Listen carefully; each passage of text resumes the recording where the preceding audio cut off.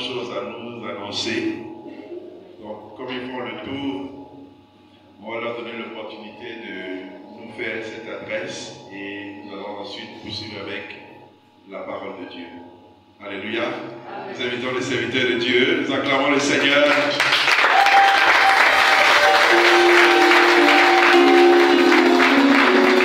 Bonjour, peuple de Dieu. Merci pour cette opportunité. Merci beaucoup d'être là parmi vous ce matin. Et nous sommes l'équipe de Cœur d'Adorateurs. Et nous sommes là pour une très bonne nouvelle. Cette nouvelle, c'est que Dieu a préparé un rendez-vous pour nous. Et il a béni ce rendez-vous face à face. Et il a préparé ce face à face dans un lieu qui est appelé dans la chambre haute. Et c'est une soirée d'adoration. C'est une soirée d'adoration, ce n'est pas une soirée, ce n'est pas un concert, ce n'est pas un spectacle.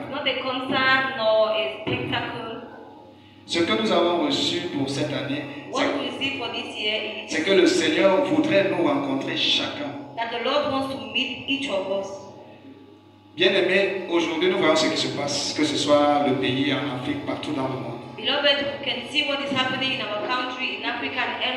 Nous comprenons que ces gens-là n'ont plus aucune solution.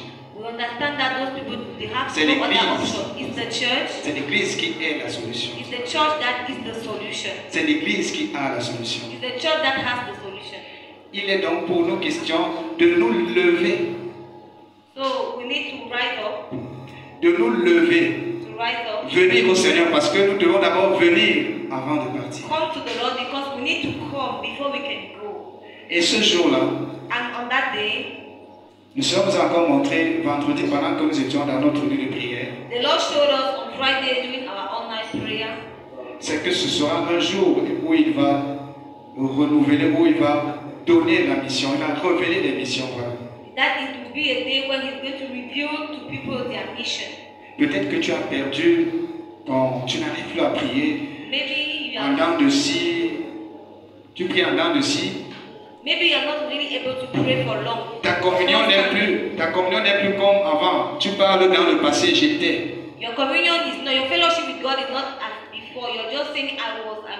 Il n'y a pas de retraite dans l'intimité avec le Seigneur. Et le Seigneur veut renouveler cette intimité dans l'église. Parce qu'on est dans une saison où il veut encore donner une nouvelle flamme à l'église. Et ce feu-là, il veut nous le communiquer. Nous vous donnons rendez-vous dimanche prochain à la salle de la Croix-Rouge à partir de 16h. Quand tu viens avec des attentes. Viens avec des attentes. Parce que le Seigneur veut te rencontrer. Et l'entrée est gratuite. J'ai dit à quelqu'un là aujourd'hui que si nous sommes à la Croix-Rouge, avec tout ce que ça demande comme budget, soyez-en sûrs, il y a quelque chose que nous avons reçu. Et ce que nous sommes en train de vouloir communiquer, nous pensons qu'il y a un prix à payer. Merci, merci Pasteur, merci pour tout le monde, de votre présence dimanche prochain. Et mon cher ami qui est dans l'équipe. Ok, merci beaucoup. Nous vous attendons. Merci.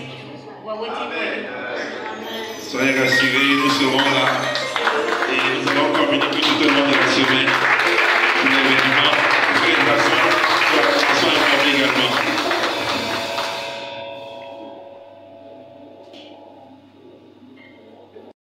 Les épreuves, que je retrouve mes notes.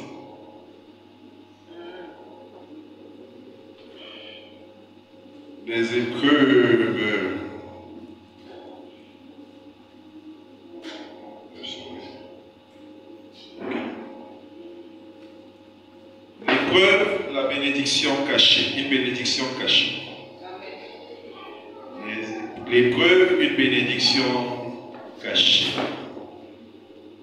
Amen. Voilà notre thème. Nous aimons tous la bénédiction. On aime entendre ce que le Seigneur a fait. Le Seigneur a béni, le Seigneur a ouvert des portes. C'est très bien. Et comme on le dit aujourd'hui, même prière. Même prière.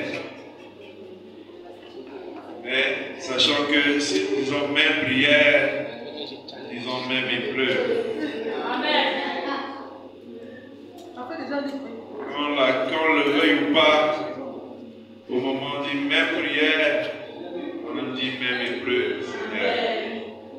Et donc, comme la bénédiction ne vient pas avant l'épreuve,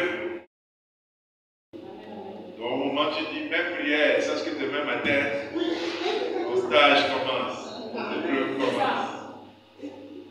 Et les épreuves chauffent. Je suis content de voir Beth ce matin.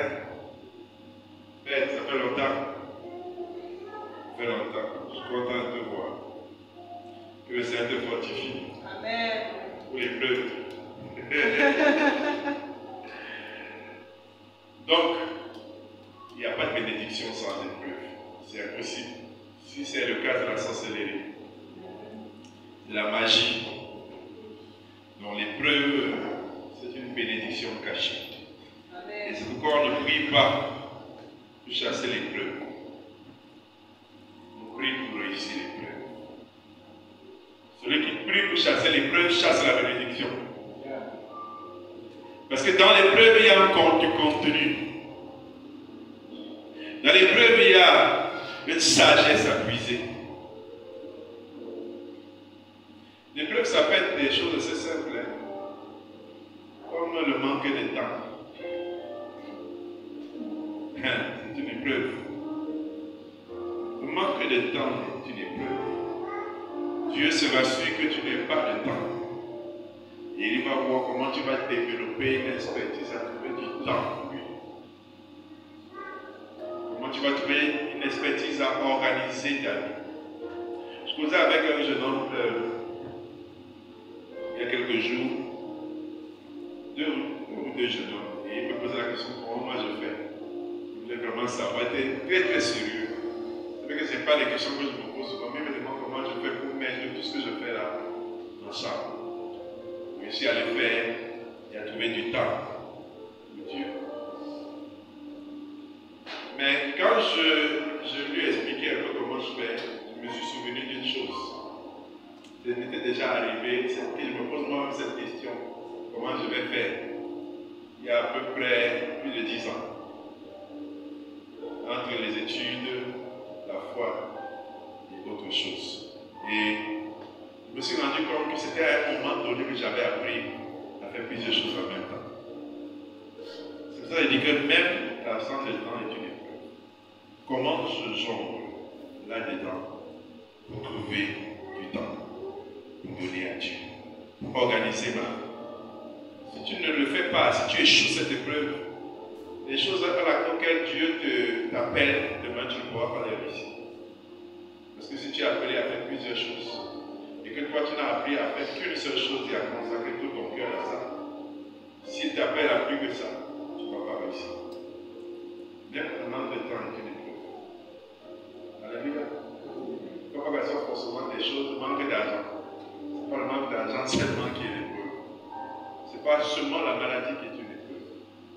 Mais parfois ce que Dieu nous donne, qui semble être la bénédiction, est en fait une épreuve. Et la vie que nous menons est une succession d'épreuves. Donc personne ne peut dire ici qu'il en a fini avec. Personne. Si tu dois passer d'une étape à une autre, il faut que tu montres que tu es capable de gérer le présent pour t'apporter le futur. Dans chaque étape, Dans chaque chose que nous recevons de Dieu, il y a une épreuve cachée dedans. Même l'argent, quand tu reçois ça, il y a une épreuve cachée dedans. Alléluia. Mais c'est comment tu gères ça. Comment tu puises, comment tu capitalises, comment tu réussis ça, qui est important. Comment tu arrives à tirer la leçon de ce que tu es en train de vivre, qui est important. Parce que même l'argent est une épreuve. Souvenez-vous de la parabole des talents. On a donné à un talent, à deux, l'autre 2 talents, au troisième 5 talents. Mais c'était une épreuve. Est-ce qu'ils ont su multiplier ça? Vous verrez donc que l'autre qui avait reçu un talent a échoué à son épreuve. C'était l'épreuve de la multiplication. Dans chaque chose que nous recevons, à l'intérieur, il se trouve une épreuve. Même quand ça paraît être une bénédiction, c'est une épreuve. Qu'est-ce que tu en fais? Comment tu te comportes? Même la bénédiction, est-ce que tu vas rester intègre? Est-ce que tu vas rester fidèle?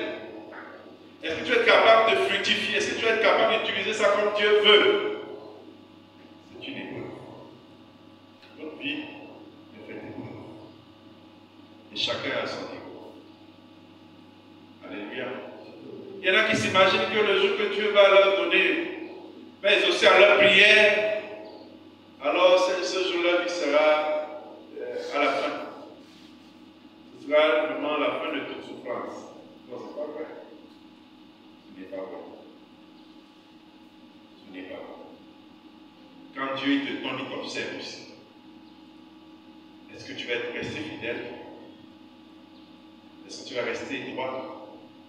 Est-ce que tu vas continuer à l'aimer? Est-ce que tu vas continuer à le servir? Est-ce que tu vas continuer à influencer, à impacter les gens avec ce que tu as reçu? Je t'observe. Alléluia. Donc tout est une épreuve. Tout est une épreuve. Dans tout ce que nous avons reçu de Dieu, il y a une épreuve. Amen. Il y a une épreuve. Tu dois donc être capable. Dieu ne tarde pas à nous bénir. Dieu n'est pas chiche, n'est pas avare. La question c'est, est-ce que nous avons déjà montré de la maîtrise dans ce que nous avons aujourd'hui? Peut-être tu dis à Dieu, je veux être béni, je veux être capable, je veux avoir 100 000 francs. Est-ce qu'aujourd'hui tu es capable de gérer 10 000 francs? Est-ce que tu as montré de la fidélité devant l'épreuve de 10 000 francs? Est-ce que tu as montré la fidélité devant l'épreuve de 500 francs? Est-ce que tu as montré la fidélité devant l'épreuve de 70 000 francs? Tu veux sauter l'étape. J'en parlais une fois avec le pasteur Kevin. Il me disait, pasteur, je veux l'argent, je veux l'argent, je veux l'argent. Je lui ai dit, mon frère, tu sais, je vais te raconter une histoire. J'étais aussi dans une même situation que je disais à Dieu, Seigneur, quand tu vois les choses que je veux faire, donne-moi l'argent. Donne-moi l'argent. Et Dieu me répond, il me dit, ce que tu as maintenant là, c'est suffisant pour faire ce que j'attends de toi à l'étape-ci. Si tu veux plus d'argent, parce que tu veux la facilité. Mais ce qui t'est donné là, c'est pour l'étape-ci, ça suffit. Moi, je voulais que si je veux qu'il pense quelque chose, fais seulement. Je pense à telle chose, je fais seulement. Mais comme je dois beaucoup réfléchir pour faire, je dis à papa, j'ai besoin d'argent. Mais quand il dit ça, il y en a qui estiment que moi j'ai atteint le summum.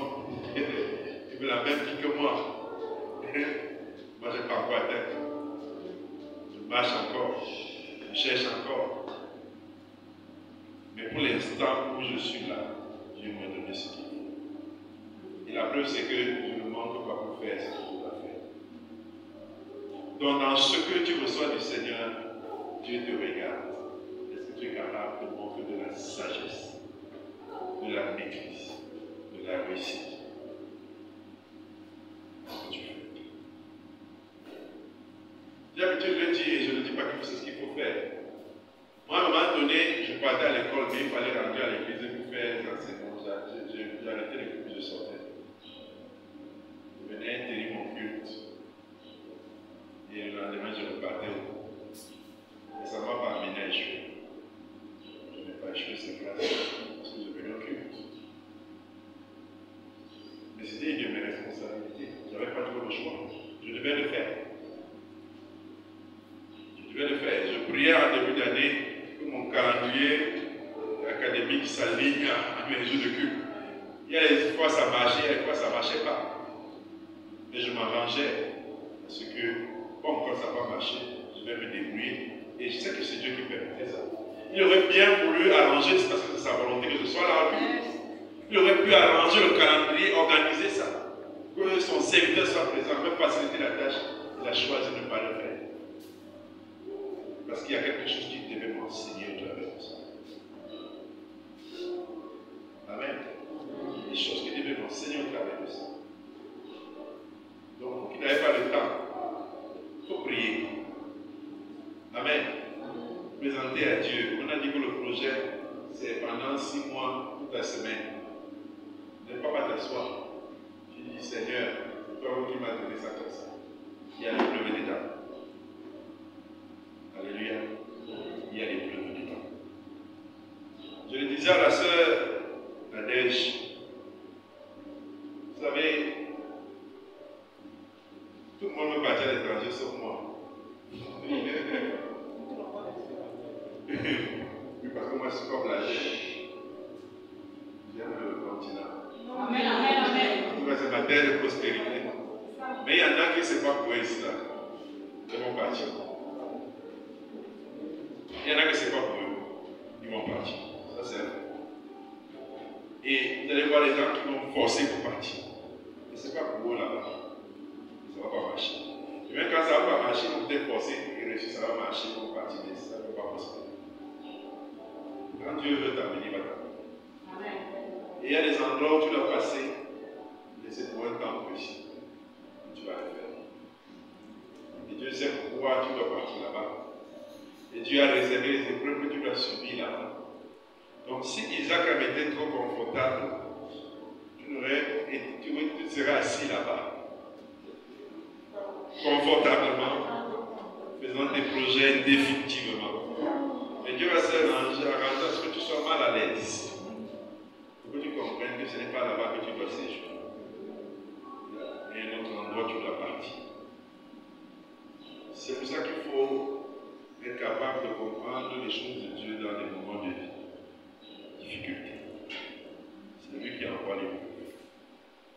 Il te dit, tu es à toi ici, tu as même fait ton canapé, pour bien résider.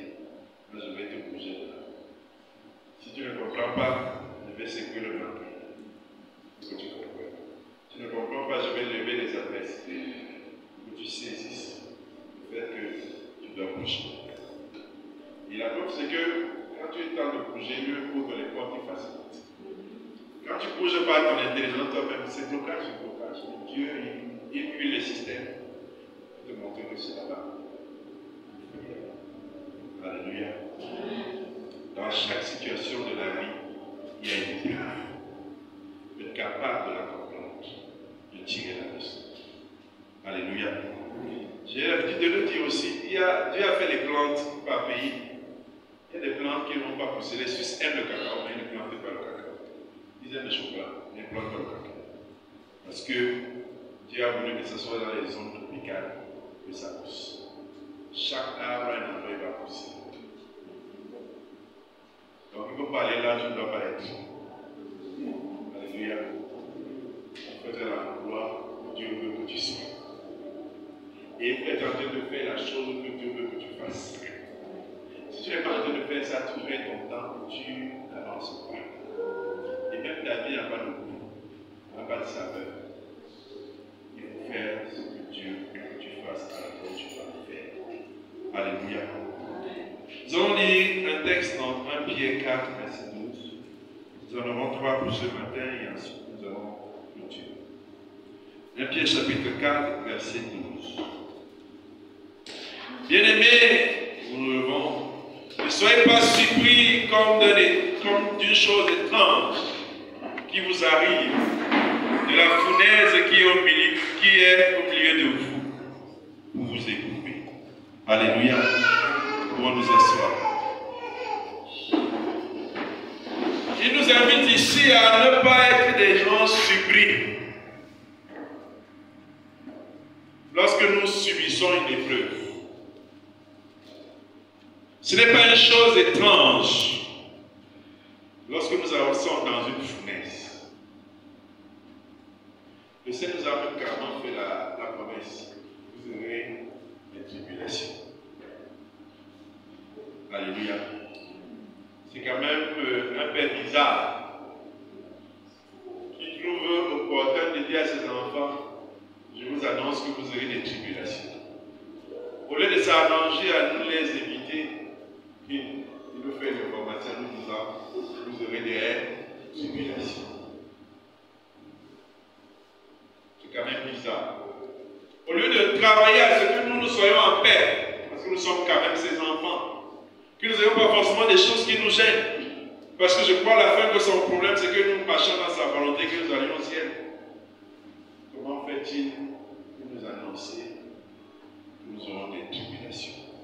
Pourquoi ne nous évite pas de tout ça? Pourtant, il le sait déjà. C'est parce que ça fait partie de la voie, le processus dans lequel nous allons passer. Alléluia. Vous aurez des tribulations. Il nous invite ici dans cette thèse de ne pas être surpris. Donc je ne dois plus voir des gens qui sont surpris de souffrir, qui sont surpris de ce que c'est dur, qui sont surpris de ce que c'est difficile. Je ne dois plus voir des gens être surpris. Parce que ça fait partie des choses que le Maître lui a fait. Et Dieu ne peut pas nous l'éviter. C'est impossible que Dieu nous évite la souffrance. C'est impossible. S'il nous évite la souffrance, il nous évite la bénédiction. C'est impossible. Quand Dieu dit bénédiction, il est en train de dire que épreuve. Mon fils, déclaration du Seigneur, je t'ai appelé pour de grandes choses. Quand tu entends ça, sache que les jours qui suivent, c'est ta formation qui commence. C'est ta formation qui commence. Je t'ai appelé à accomplir des grandes choses dans ma maison. Je suis sûr que demain matin, ce n'est pas grand chose que tu vas faire. C'est l'épreuve. Il va mettre l'épreuve devant nous. Ça, c'est Dieu. C'est comme ça qu'il fonctionne. C'est comme ça qu'il fonctionne. Quand il dit demain, je vais te faire grâce, mon fils. La grâce, ça, c'est pas que tout va marcher. Non. C'est que sa grâce va te supporter. Elle va te soutenir. Elle est disponible pendant l'épreuve. Alléluia. Parce que c'est important pour Dieu que tu sois transformé. Pour Dieu, c'est important que tu aies le comportement et l'attitude de l'endroit où Dieu va te placer. C'est important que tu aies cette attitude. Dieu se comporte. Je dis souvent ça à mes collaborateurs que la promotion, avant de vous donner une promotion de manière juste, les gens vous regardent. Ils regardent si vous avez l'attitude. Pas seulement la performance. Est-ce que tu as l'attitude? Tu as le comportement pour t'asseoir là-bas. Parce qu'il y en a qui sont placés et qui sont des villageois. C'est-à-dire qu'on dit qu'il est villageois, mais elle a la fonction. Il faut avoir l'attitude. Quand quelqu'un est villageois et a la fonction, c'est juste qu'il n'a pas subi la transformation. Amen. Si Dieu doit te mettre quelque part, la chose que tu dois surtout regarder chez toi, c'est est-ce que j'ai l'attitude et le comportement de l'endroit où je me mets. C'est fondamental que tu regardes ça. Dieu me promet de gros salaires. Est-ce que j'ai l'attitude et le comportement de gros salaire? Est-ce que j'ai la capacité de gérer ce gros salaire avec maîtrise, sans que je me perde, parce que 5 francs est entré dans ma vie? C'est la question que tu dois te poser. Si la réponse est oui, ça veut dire que tu as la fin de ta vie. Si la réponse est non, ça veut dire que tu es encore là. Bien, tu dois être encore là. Parce que pour Dieu, c'est important que tu sois transformé. Et personne n'est arrivé à la fin du processus. Parce que, comme je disais, dans chaque bénédiction, il y a le peuple. Quand tu auras l'attitude pour passer au niveau 1, Dieu te fait passer au niveau 1. Mais il y a le niveau 2 qui est devant. Ça signifie qu'il y a l'épreuve du niveau 2 pour passer au niveau 2. Puisque nous devons aller de gloire en gloire. Donc la marche se fera. Donc maîtrise le contexte d'aujourd'hui pour accéder à celui de demain.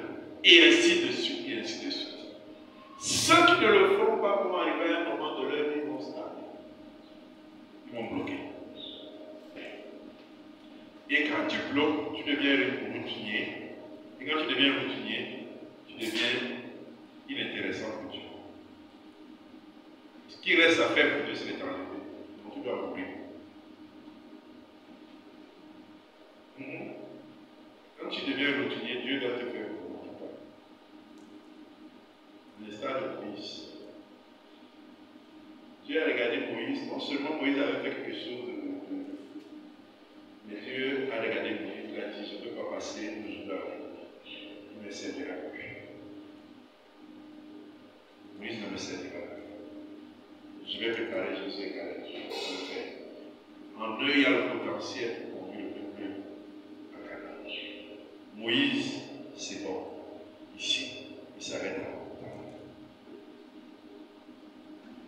dans chaque grâce, bénédiction, il y a l'épreuve de la prochaine étape.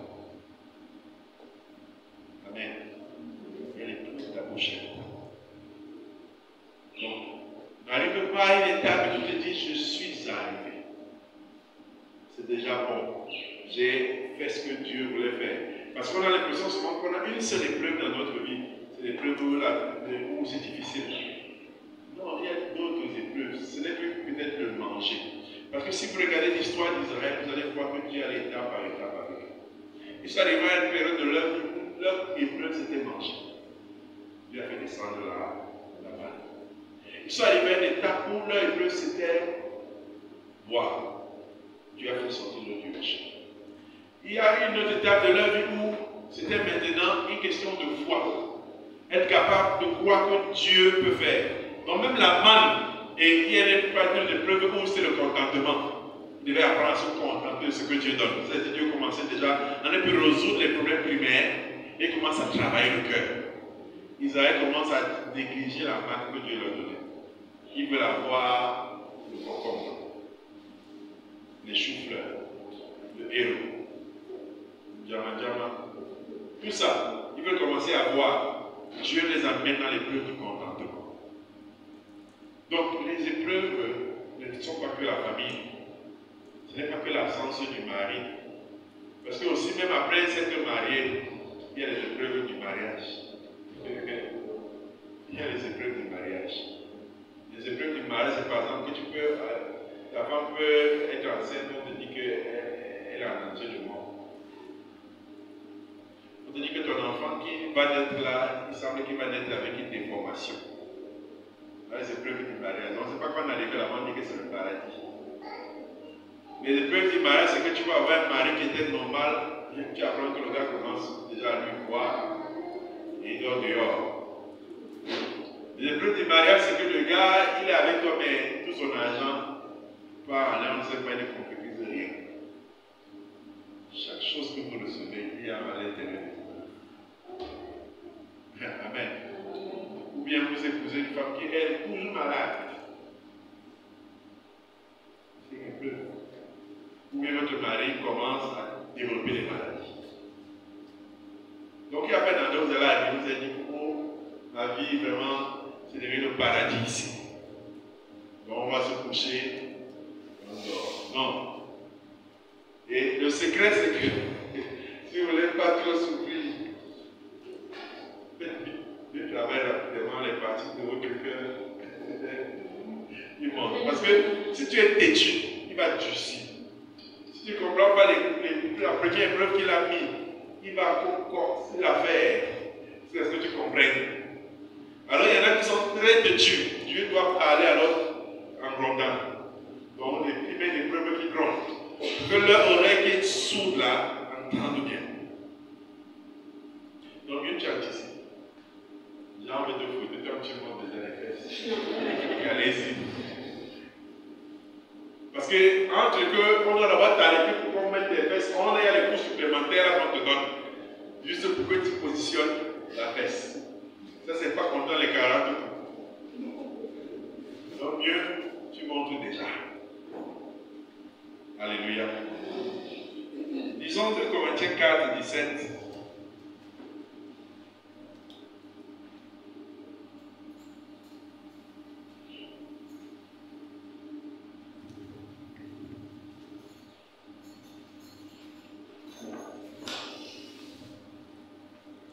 Donc, dans chaque épreuve, dans chaque bénédiction, il y a l'épreuve de la prochaine étape. Et comme je le disais, lorsque vous avez développé l'attitude qu'il faut, quand vous allez passer par cette épreuve-là, vous allez mieux la gérer que celui qui était juste content de sa bénédiction. Il croyait qu'il était arrivé au ciel.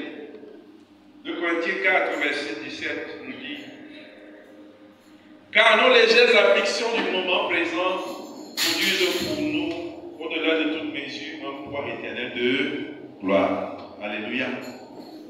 Il dit que nos légères afflictions du moment présent, dans l'espérance, produisent pour nous un poids important, considérable de gloire. Donc, dans l'épreuve, il y a la gloire. Dans l'épreuve se cache la gloire. Tu ne peux pas aller avec Dieu sans épreuve. Si tu ne veux pas ça, c'est parce que tu es en train de renoncer aussi. Et je vous assure, il y a des gens qui prient contre les épreuves. Seigneur, je chasse ces situations devant moi. Je brise, j'anéantis. Seigneur, donne-moi d'éviter cela, Seigneur. Dieu, donne-moi de comprendre un peu. Donne-moi de la réussir. L'épreuve peut faire 2 jours. Ça peut faire 1 an. Et si tu l'as compris, tu passes à cette épreuve. Amen. Derrière chaque épreuve, il y a le plan de Dieu. Et les épreuves ont pour rôle de nous transformer, comme j'ai dit, de nous purifier. Quand vous voyez l'or, l'or est pris impur. On a pris à l'intérieur. Il y a beaucoup de déchets à l'intérieur. Et pour purifier l'or, on doit le mettre donc dans le feu à une certaine température. De telle manière que les éléments qui se sont accrochés à l'or lors de sa formation, qui sont des impurités, se brûlent. Donc tellement la température est élevée que ces éléments ne peuvent pas résister, ils sont brûlés. Et donc ce que vous récupérez de l'or après, c'est de l'or pur. Amen. C'est la même chose que l'épreuve fait sur nous. C'est comme un feu que Dieu met sur nous. S'il dit qu'il va travailler l'orgueil, il va mettre une série d'humiliations. C'est bon chemin. Une série d'humiliations. Il met ça sur ton chemin. Tu es tellement fier de toi, il va briser cette fierté. Il brise ça. C'est comme quelqu'un qui s'imagine dans sa tête. Moi, j'ai le travail que je ne peux pas faire. Tout ce que tu demandes à Dieu, tu es à terre là. Le jour que le travail vient, tu rentres, ce n'est que ce que tu n'aimes pas.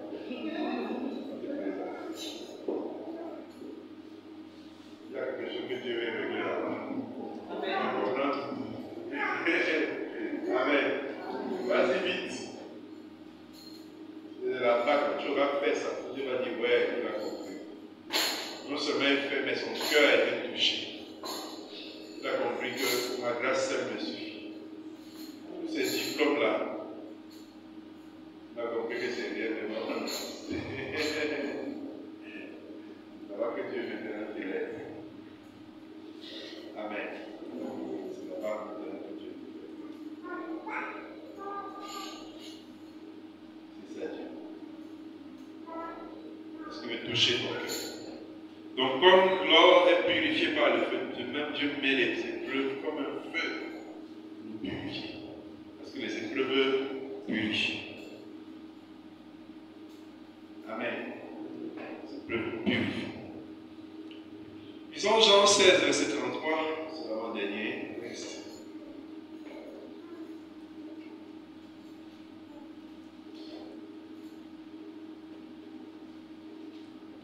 Jean 16, verset 33. Il nous dit, je vous ai dit ces choses afin que vous ayez la paix en moi. Vous aurez des tribulations dans le monde, mais prenez courage car j'ai vaincu le monde. Amen. Vous aurez, mais il nous rassure dans ce qu'il a vaincu le monde. Vous aurez des tribulations. Il ne nous les évite pas. Il dit vous allez passer par là. Mais la victoire est certaine. Alléluia. La victoire est certaine. Nous terminons avec Daniel chapitre 3, verset 33, verset 17 à 18, s'il vous plaît. Daniel chapitre 3, verset 17 à 18. Il nous est dit, cette semence, cette sentence est un décret de ce qui veille. Cette résolution est un ordre des saints, afin que les vivants sachent que le Très-Haut domine sur le règne des hommes, qu'il le domine à qui il lui plaît et qu'il élève le plus vil des hommes. Voilà le sens que j'ai eu, moi, le roi Nebuchadnezzar. Toi, Belshazzar, donne l'explication, puisque tous les sages de mon royaume ne peuvent la donner. Toi, tu ne peux qu'en toi l'Esprit de Dieu, car tu as en toi l'Esprit des dieux saints. Alléluia. C'est l'histoire de trois amis qui se trouvent à Babylone. Et il y a un décret du roi qui dit qu'on doit adorer les dieux du roi, ce qu'ils ne veulent pas faire. Ils sont dans la cour du roi, au service du roi comme étant des ministres. Et Dieu va les mettre à l'épreuve. C'est l'épreuve que Dieu a envoyée. Il va soulever le cœur des méchants dans le royaume qui vont sortir des décrets. Il dit que ceux qui ne vont pas prier ce Dieu-là vont être jetés dans la fosse, dans la fournaise, la Nantes. Amen. C'est Dieu, c'est pas le diable. Il y a des décrets malsains qui vont venir, mais c'est Dieu qui laisse que ces décrets viennent. Tu vas prier contre l'esprit qui anime ces personnes. Seigneur, je neutralise. Mais dans tout ça, est-ce que le diable n'est pas Dieu? Si à la fin des temps on a sorti ça, c'est parce que Dieu va le laisser. Amen. Même si ce décret malsain veut tuer ta foi, Dieu a laissé. Parce qu'il veut voir comment ton cœur sera face à ça. Nous, les enfants de Dieu, n'avons plus rien à traiter avec le diable. Donc, vraiment, ces préoccupations, ces agitations, si Dieu vient laisser, permettre que ça arrive, c'est parce qu'il a voulu. Ce n'est pas que le diable était trop fort, qu'il était trop puissant. Ça n'a rien à voir. Non, c'est Dieu qui a voulu. Amen. Mais ces gens, lorsqu'ils étaient face à cet édit du roi, lorsqu'ils ont béni, parce que le roi dit, on a chauffé la fournaise à 7 fois. On a dit, quand vous êtes donc désobéissants, on va vous jeter à l'intérieur. On les a pris, et au moment où on leur a dit, ça va vous jeter à l'intérieur, il n'y a pas de problème. Nous savons que notre Dieu va nous délivrer. La partie a dit, Amen. Ils ont dit, même s'il arrive qu'il ne nous délivre pas, moi c'est la partie là qui m'intéresse. C'est-à-dire, pourquoi Dieu croire que Dieu va nous délivrer de la situation. Crois aussi que s'il ne te délivre pas, ce n'est pas qu'il est incapable, ce n'est pas qu'il ne te voit pas. C'est qu'il a décidé que c'est comme ça. Alors je peux prier à sa volonté. C'est ce qu'ils ont dit. Et après avoir chauffé, on les a lancés à l'intérieur. On s'attendait à les voir calciner. Et quand on vient regarder, on voit qu'on a jeté 3. Et il se trouve 4 personnes. Qui est cette 4e personne qui a l'intérieur? Et on a retiré des gens du feu. On dit que leurs amis ne sentaient même pas la fumée. Leur chemin n'avait pas été brûlé. Et le roi, voyant cela, il a dit, mais attendez, ces gens-là, ils m'ont trompé. J'étais là aussi roi. Maintenant, on voit si ça brûle. À peine que les gars s'approchaient, ceux qui j'étais là déjà ont été brûlés d'abord. Rien que la flamme de s'approchant, déjà glacé le corps, même pas glacé le corps, pas brûlé le sang. C'était à moi. Parce que c'était un miracle qui s'était opéré. Dieu était avec eux. Et au sorti de là, vous pouvez être sûr que ces gars, quand ils sont sortis de là, leur foi en Dieu et leur espérance étaient différentes. Donc Dieu a permis ça parce qu'il voulait les faire passer tout le temps. Et chacun a sa part de preuve dans la vie. Pour eux, là, c'était la lettre du roi. Pour d'autres, ça d'autres choses. Mais à chacune des choses par lesquelles Dieu nous fait passer, il sait que nous avons la capacité, la ressource en nous de les supporter. Parce que ça, c'était une véritable preuve. Et c'est une question de prière. Imagine-toi un peu devant les preuves, tu dis que si je prie, ça fait quoi? Dieu sait que dans mon cœur, je ne veux pas prier. Donc je vais prier comme ça, là, sans mettre mon cœur. Et ils m'ont dit jamais. Je ne regarde jamais comment ça peut se passer. Nous n'allons pas prier. Nous allons obéir. Imagine, tu dis ça à ta famille, mais tu aussi, oui, c'est le manque de sagesse. Si tu te coupes la surprise, ça te fait quoi? Ne t'enlève pas d'abord. C'est que tu sais que ils ont tenu. Ils ont été fidèles. Alléluia. Donc si tu aimes la bénédiction, aime les épreuves. Alléluia. Nous allons prier le Seigneur. Est-ce que tu peux te lever?